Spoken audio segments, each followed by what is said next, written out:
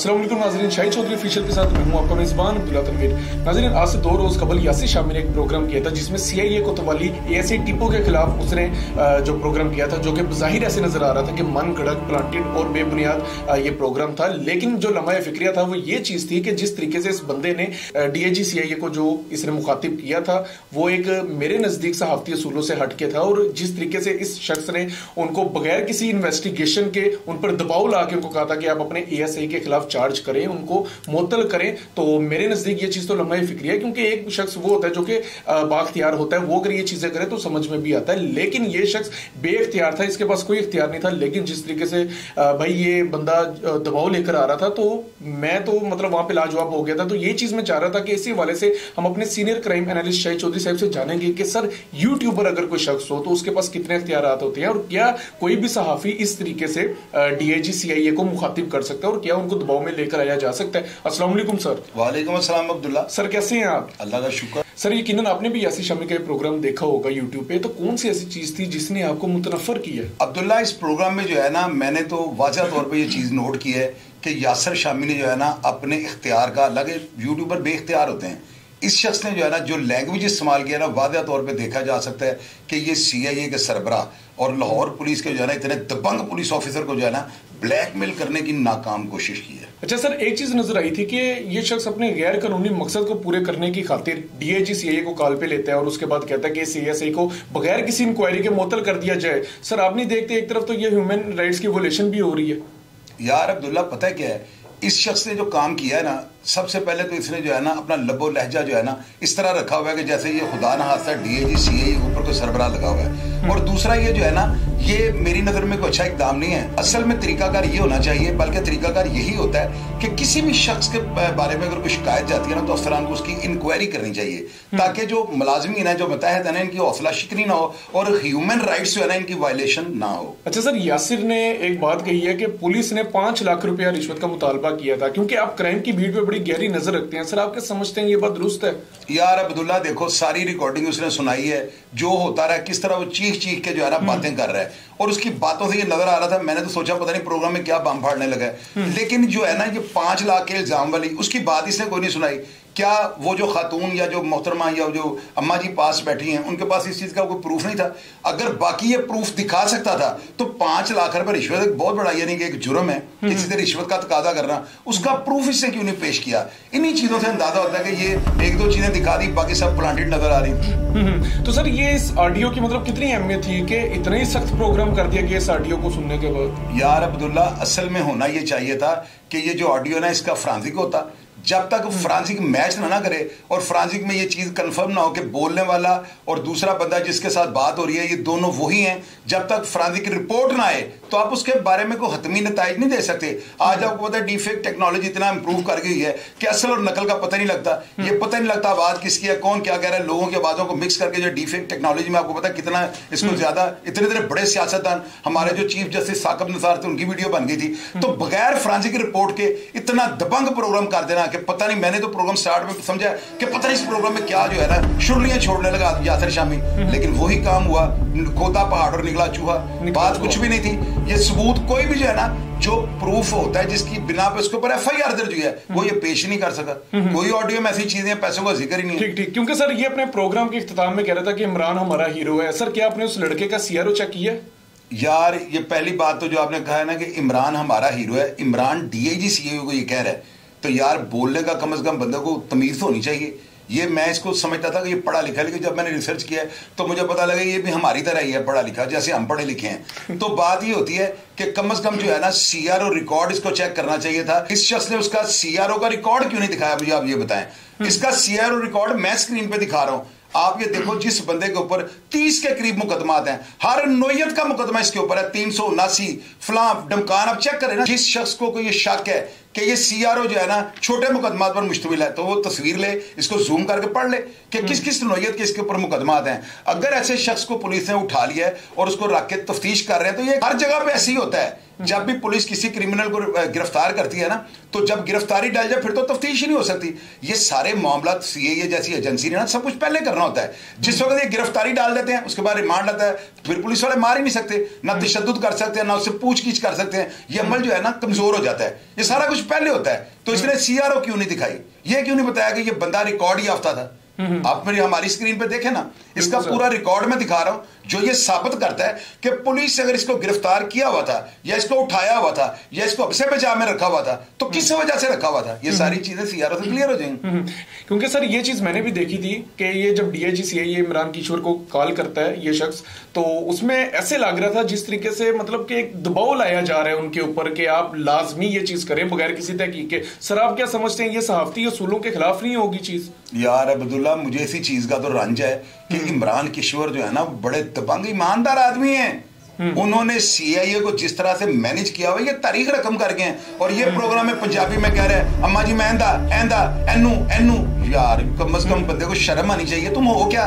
हमारी औकात क्या है? मैं अपने आप को कहता हूं हमारी जुर्रत है कि हम सीआईए के जो है दबंग डीआईजी, यानी कि दुनिया उनकी तारीफ करती है और वो जेन्युइनली इतने ऑनेस्ट आदमी है। कोई बंदा साबित करे उनके ऊपर कोई करप्शन का या उनके ऊपर कोई ऐसा इल्जाम लगाओ कि वो किसी चीज से डरे, हर वो जुर्म के आगे जो है वो दीवारें चीन की तरह खड़े हो गए।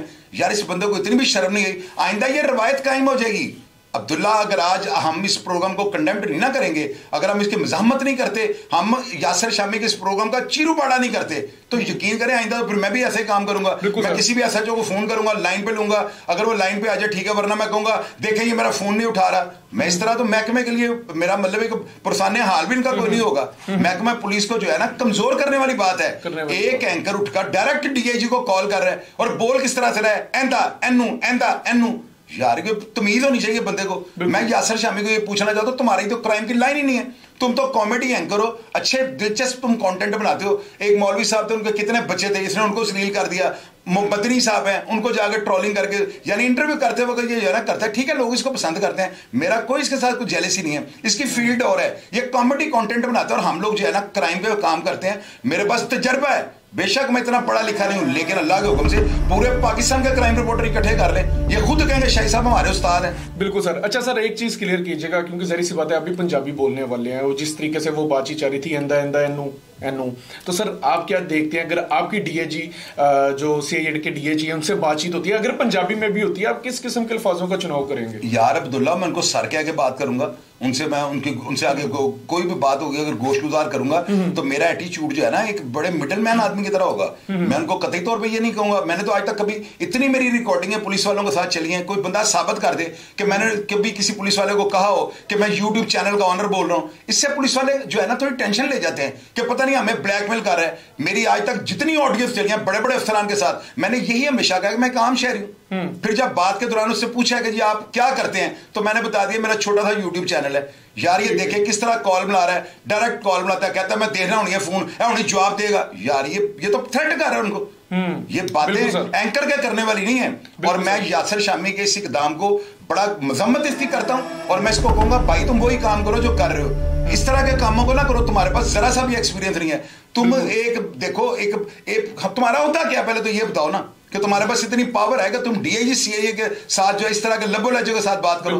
बिल्कुल नाज़रीन, क्योंकि ये वो लोग होते हैं, अगर आप भाई खुद को कहते हो कि आप लोग रोल मॉडल हो, नौजवानों के लिए एक पब्लिक फिगर हो, तो भाई खुदारा इस चीज का ख्याल रखा करो, क्योंकि आने वाली जो नस्ल होती है अगर उन्होंने भी सहाफी बनना है या यूट्यूबर बनना है, उन लोगों ने आपको देखना है और आप ही के लबो लहजे को दोबारा से उन्होंने कॉपी पेस्ट करना है, उसको रिवाइज करना है। अच्छा सर, एक चीज मुझे बताइएगा सर, ठीक है एक तरफ तो समझ आता है कि पुलिस जो है वो रिश्वत लेती है, ये सबको पता है सर, लेकिन क्या पुलिस अगर किसी शख्स को पकड़ लेती है, उसको मार पीट के उसकी आवाजें रिकॉर्ड करके उसके घर वालों को भेजेगी कि आप हमें इसके एवज पैसे दो?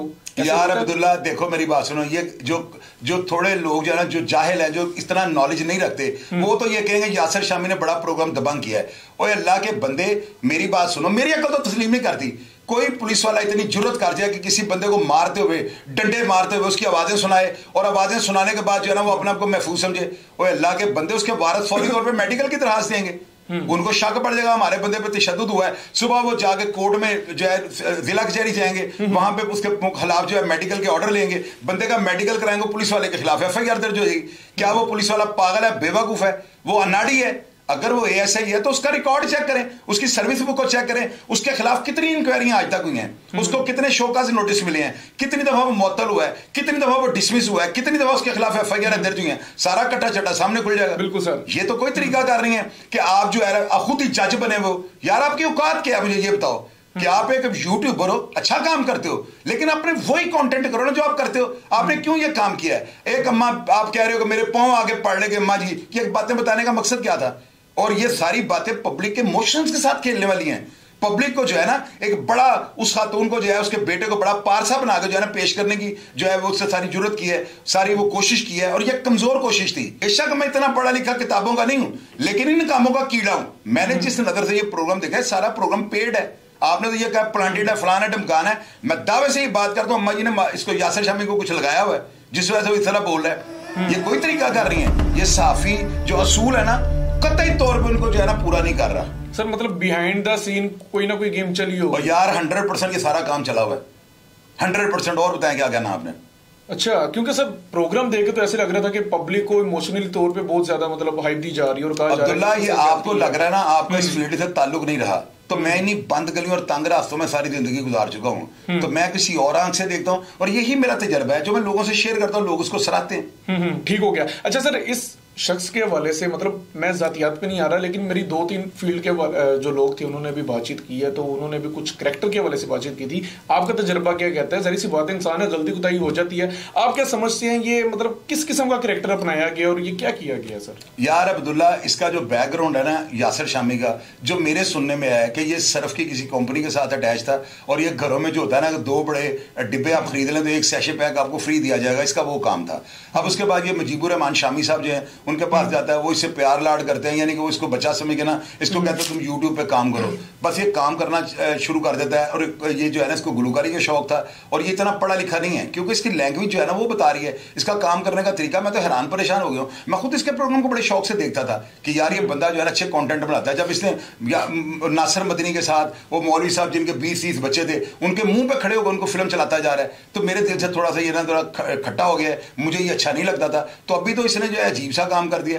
यार हम इतने ताकतवर होकर, इतने जो समझदार होकर, क्राइम की फील्ड के प्रोफेसर होकर यार अफसरान के साथ इस तरह बात नहीं करते कि हमारा काम ये बनता है पब्लिक को ये बताएं कि यार अफसरान से बात कैसे करते हैं। लोग हमें देखते हैं, वॉच करते हैं, हमसे सीखते हैं, तो हम लोगों को ये सिखा रहे हैं कि डीआईजी के साथ ऐसे बात करें, एंदा ओंदा इदा। What is this? ये क्या हो रहा है मुझे ये बताएं। और लोग भी इतने बेचारे सीधे हैं कि नीचे लिखते हैं वाह जी वाह, वाह जी वाह। और यार इस तरह के प्रोग्राम से मैंने कर रहे हो ना, तो मैं हर चीज को हिलाकर रख दूं, लेकिन ये मेरी शान के खिलाफ है। मैं नहीं चाहता कि लोग मुझे नीचे जो है ना 1% भी मुझे ये लिखें कि चोई साहब बड़ी चवल मारी है, तो ये प्रोग्राम सारे से चवल मारा है। अच्छा सर, एक चीज क्लियर कीजिएगा काइंडली हमारे नाज़रीन को भी, क्या सहाफत में इस चीज की गुंजाइश होती है कि आप लाइव कॉल पे किसी को ले ले और उसके बाद उसको कहें कि आप इसको डिसमिस या मुअत्तल कर दो? अब्दुल्ला, ये भी बड़ा अच्छा पॉइंट आपने पकड़ा है। इसने जो है ना डीआईजी सीआईए को जो बात की है ना कि सर आपको सारा पाकिस्तान देख रहा है, अल्लाह के बंदे ये उनको जो है ना प्रेशर में ला रहा है, यानी उनको ये शो करवा रहा है कि मैं लाइव जो है ना मैंने कॉल आपकी जो है ना मिलाई है। हालांकि ये प्रोग्राम प्लांटेड था, ये प्रोग्राम जो है ना रिकॉर्डेड है। इसके अंदर आप देखें कि उसे लिखा है आफ्टर 5 मिनट्स, यानी कि ये अगर लाइव होता तो ये लिखा जा सकता था। ये प्रोग्राम रिकॉर्डेड था। ये सिर्फ ना उनको ब्लैकमेल करने के लिए और उनको ये बताने के लिए मेरे इतने फॉलोअर हैं, मैं प्रेशर आपके ऊपर डाल रहा हूं, यानी मतलब ये था इसका बात का। यानी अब क्या तरीकाकार है ये आप खुद समझ जाएं कि ये उनको बता रहा है कि लाइव ट्रांसमिशन चल रही है ताकि डीआईजी कहीं मेरी कॉल को डिस्कनेक्ट ना कर दें। और वो भी देखिए इतने सीधे हैं कि उन्होंने इसकी इतनी बड़ी ऑनर कर दिया कि उन्होंने 2 दफा इसका फोन अटेंड कर लिया। हालांकि इनकी जगह मैं अगर होता ना तो मैं कभी भी इसका फोन ना उठाता, बेशक ये कॉलिंग करता रहता।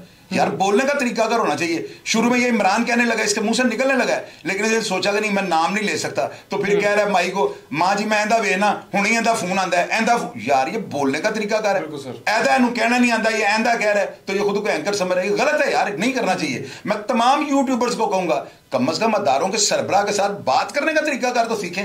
बिल्कुल सर, क्योंकि ये लोग रोल मॉडल होते हैं। सर एक चीज बताइएगा, क्या इसके वालिदैन ने इस बच्चे की एफआईआर करवाई थी जो ये कह रहे 2-3 दिन से लापता है? आपकी क्या तहकीक है? अब्दुल्ला, इसकी एफआईआर जो आप स्क्रीन पे देख ले, थाना सांदा में इसकी वालिदा ने या किसी ने जाके एफआईआर कटवाई है। उस एफआईआर में कोई जिक्र नहीं है कि इसके बच्चे को जो है ना कोई अगवा करके ले गया, कोई नकाब पोश आए हैं, कोई पुलिस आकर ले गई है। इसकी वालिदा ने सिर्फ ये दरखास्त दी और एफआईआर हुई है, उसमें ये लिखा हुआ है कि इनका बच्चा घर से किसी काम के सिलसिले में गया और वापस नहीं आया। यानी ये बड़ा टेक्निकल काम हुआ है। इसने जो है ना पुलिस के खिलाफ एफआईआर क्यों नहीं कटवाई, जाकर उनको क्यों नहीं बताया मेरे बेटे को जो है ना पुलिस से उठाया हुआ है, क्योंकि दिल में कोई बदयांती या चोर था। ये 100% बात है। अगर रियलिटी थी, अगर पुलिस ने उठाया, पुलिस मुतालबा कर रही तो जाके एफआईआर के इंदराज के लिए दरखास्त वो देती, उसमें सारा मौकफ लिखती। ये बात पुलिस से क्यों छुपाई है और उनको क्यों बताया कि बच्चा बाहर गया वापस ही है?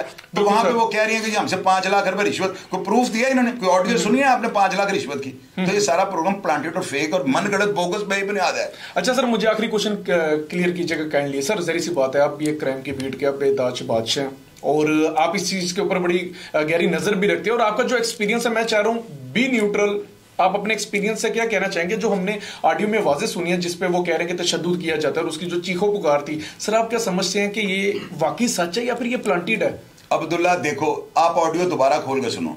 उस ऑडियो के अंदर ना वो कह रहा है आई आई आई, यार जितनी तेज वो आई आई आई कर रहा है, इसका मतलब इसके ऊपर तशद्दुद नहीं हो रहा। अगर आई आई आई वो करता तो इसका मतलब बीच में छितर पड़ रहा है और फिर वो आई कर रहा है। अब ये तो नहीं था वो छितर पड़ रहा है या डंडा पड़ रहा है, आप एक डंडे के ऊपर 10 दफा आई करें। ये सारी जो ऑडियो गौर से अगर आप सुने ना, तो जिस तरह ये अम्मा जी पुलिस वालों के साथ बात कर रही है ना, तो मैं हैरान परेशान हूं। यहां पर ये अम्मा जी इसके प्रोग्राम में रो रही हैं और यासर शामी जो है ना बड़े तरीके से उनको चुप करवा रहा है। और आप ये देखें, मेरे प्रोग्राम में कई लोग आके रोते हैं, मैं उनका रोना धोना जो है ना अपने प्रोग्राम में कभी अपलोड नहीं करता हूं कि यार लोग ये ना कहिए मैं लोगों के इमोशंस के साथ खेल रहा हूं। ये होता है लोगों को इमोशनली ब्लैकमेल करने का तरीका कि लोगों की फीलिंग्स के साथ आप खेले कि ये पता नहीं अम्मा जी के साथ क्या हो गया। देखिए मेरी बात सुने, अगर इस प्रोग्राम में किसी हवा की बेटी की इज्जत लूटी जाती, किसी छोटी बच्ची के साथ जनाबिल जबर हो जाता, किसी के घर में डाके के दौरान कत्ल हो जाता, तो ये इतना हाइप पकड़ता ना, इतने जोरों में उछलता, इतना कूदता, इतना यानी कि दबंगे दोहल जो है इतने खतरनाक तरीके से बातें करता, तो मुझे समझ आनी थी